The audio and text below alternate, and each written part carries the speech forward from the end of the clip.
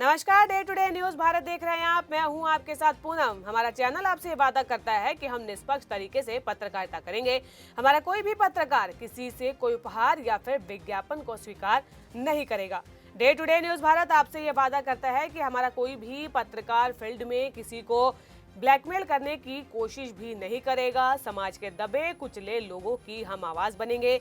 ऐसे किसी भी व्यक्ति की खबर को हम नहीं चलाएंगे जो कि भोले भाले लोगों को ठगने का प्रयास करते हैं या फिर पाखंड फैलाते हैं। चैनल आपसे वादा करता है कि हम लोकतंत्र के चौथे स्तंभ को मजबूत करने का प्रयास करेंगे। और अब बात कर लेते हैं हरियाणा के फरीदाबाद में मौजूद अल फलाह यूनिवर्सिटी को लेकर। दिल्ली के लाल किले के सामने हुए ब्लास्ट के तार जिस तरीके से फरीदाबाद की अल फलाह यूनिवर्सिटी से जुड़ने लगे थे, अब सवाल उठने लगे हैं कि क्या ये यूनिवर्सिटी बंद हो जाएगी? इस यूनिवर्सिटी पर क्या ताला लग जाएगा? तो फिर उन स्टूडेंट्स का भविष्य का क्या होगा जो यहाँ पर पढ़ने आते हैं? दरअसल इस ब्लास्ट का सुसाइड बॉम्बर डॉक्टर उमर नबी इसी अल फलाह यूनिवर्सिटी में काम करता था। इस यूनिवर्सिटी से जुड़े कई और डॉक्टर भी हैं जो कि दिल्ली ब्लास्ट मामले से जुड़े हैं, उनके नाम सामने आए हैं। सबसे बड़ी बात तो यह है कि दिल्ली में लाल किले के सामने जब ब्लास्ट हुआ था और जब उसके तार इस यूनिवर्सिटी से जुड़े तो एक खबर निकलकर सामने आई थी कि इसी यूनिवर्सिटी की लैब में बैठकर बम बनाने का काम किया जा रहा था। टेस्टिंग जो है इसी यूनिवर्सिटी की लैब में की जा रही थी, जिसके बाद अल फलाह यूनिवर्सिटी जो है जांच के दायरे में आ जाती है। तो वहीं जो इस यूनिवर्सिटी के जो बैंक अकाउंट्स है उसमें भी कई तरीके के झोल सामने आए हैं। ऐसे में हरियाणा के फरीदाबाद में जो ये अल फलाह यूनिवर्सिटी है उसके भविष्य पर सवाल खड़ा हो गया है कि अगर ये यूनिवर्सिटी बंद हो जाती है तो फिर सैकड़ों छात्रों का क्या होगा? क्या उनका भविष्य अधर में लटक सकता है? हरियाणा की सरकार इस यूनिवर्सिटी पर कोई बड़ा फैसला ले सकती है कि क्या इस यूनिवर्सिटी को आगे चलाया जाएगा या फिर यहीं पर इसका सेशन खत्म करके इस पर ताला लगा दिया जाएगा। यूनिवर्सिटी जो है हरियाणा प्राइवेट यूनिवर्सिटी एक्ट के तहत आती है। एनएमसी राज्य और केंद्र सरकार दोनों से प्राप्त सूचनाओं की समीक्षा के बाद अल फलाह मेडिकल कॉलेज के भविष्य का फैसला करेगी। लेकिन जब ये खबर स्टूडेंट्स के बीच में जाती है तो फिर यूनिवर्सिटी में जो है अफरा तफरी का माहौल है। स्टूडेंट जो है यहाँ से अपने घरों को लौटना शुरू हो चुके हैं। उन्हें भी नहीं पता है कि आगे उनका फ्यूचर क्या होगा। एग्जाम्स का टाइम है, मेडिकल की पढ़ाई कोई आसान नहीं होती है। ऐसे में जिनके भी मन में संशय है उन्हें भी जो है पुख्ता जवाब फिलहाल नहीं मिला है। दिल्ली बम धमाके और फरीदाबाद में मिलने वाले विस्फोटों की जांच जो है इस कॉलेज पर ही सेंट्रेट हो गई है। राष्ट्रीय चिकित्सा आयोग यानी कि एनएमसी ने आश्वासन दिया है कि निर्दोष छात्रों की शिक्षा और करियर पर असर नहीं पड़ेगा। नए दिशा निर्देश जारी करने की योजना फिलहाल बनाई जा रही है, जिसमें कि चिकित्सा संस्थानों और डॉक्टर से सामाजिक जिम्मेदारी निभाने और राष्ट्र विरोधी गतिविधियों से बचने का आग्रह किया जाएगा। एनएमसी ने देखिए यहाँ पे साफ कह दिया है कि जो भी कार्रवाई होगी उसका असर मेडिकल छात्रों के फ्यूचर पर किसी तरीके से पड़ने नहीं दिया जाएगा। लेकिन ये सिर्फ बातें हैं। आयोग ने यह भी आश्वासन दिया है कि मेडिकल छात्रों की पढ़ाई, इंटर्नशिप और रजिस्ट्रेशन जैसी चीजों को भविष्य में सुरक्षित रखने के लिए सभी महत्वपूर्ण कदम उठाए जाएंगे। एक वरिष्ठ अधिकारी ने अपना नाम ना बताने की शर्त पर यानी कि अपने नाम को गुप्त रखने की शर्त पर बताया कि नए सत्र में दाखिले के लिए छात्रों को कहीं और शिफ्ट करने पर विचार किया जा रहा है। इसके लिए बड़े लेवल पर जो है एनएमसी में बैठकों का दौर जारी है।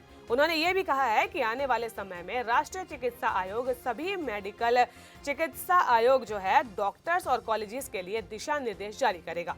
कार्यस्थल पर किसी भी तरह की राष्ट्र विरोधी गतिविधियों में शामिल ना हो।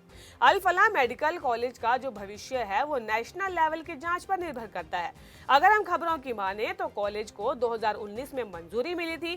कई प्राइवेट कॉलेजेस की तुलना में ये फीस कम लेता है। यही वजह है कि गंभीर चार्ज के बावजूद एडमिशन के डिमांड यहाँ पर सबसे ज्यादा है। एक और बड़ा सवाल जो इस यूनिवर्सिटी को लेकर खड़ा हुआ था कि इस यूनिवर्सिटी में फरीदाबाद से बाहर के स्टूडेंट सबसे ज्यादा हैं। जम्मू कश्मीर के स्टूडेंट्स यहाँ पर सबसे अधिक मात्रा में पढ़ने आते हैं, जबकि लोकल स्टूडेंट्स जो है यहाँ पर कम थे। और यही वजह थी कि एक बड़ा ये सवालों के घेरे में आ गया कि फरीदाबाद की जो आसपास की जनसंख्या है हरियाणा पंजाब वहाँ के स्टूडेंट्स ना होकर जम्मू कश्मीर से इतनी भारी मात्रा में स्टूडेंट्स यहाँ कैसे पहुँच गए।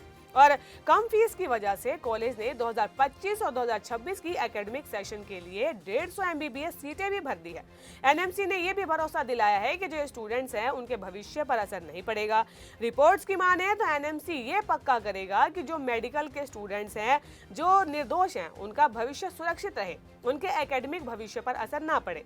हाल ही में ईडी ने जो है अल फलाह ग्रुप के चेयरमैन जवाद अहमद सिद्दीकी को मनी लॉन्ड्रिंग के केस में गिरफ्तार किया था। सिद्दीकी को prevention of money laundering act यानी कि PMLA 2002 के सेक्शन 19 के तहत गिरफ्तार किया गया। उन्हें पहले की गई तलाशी के दौरान मिले जो सबूत थे उनसे डिटेल जांच की गई है। एनालिसिस के बाद ही उन्हें गिरफ्तार किया गया। ईडी ने अल फलाह यूनिवर्सिटी को लेकर कई तरीके से जांच कर रही है। इसे अल फलाह ट्रस्ट, उससे जुड़े फर्म, इंस्टीट्यूशन के एडमिनिस्ट्रेशन और फाइनेंशियल सिस्टम को मैनेज करने वाले लोगों के फाइनेंशियल ऑपरेशंस तक बढ़ा दिया गया है।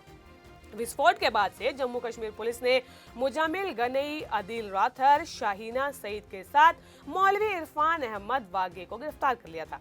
एनआईए के प्रवक्ता की अगर माने तो इन सभी ने जो है आतंकवादी हमले में महत्वपूर्ण भूमिका निभाई थी, जिसमें कि कई निर्दोष लोग मारे गए, कई अन्य घायल हुए थे।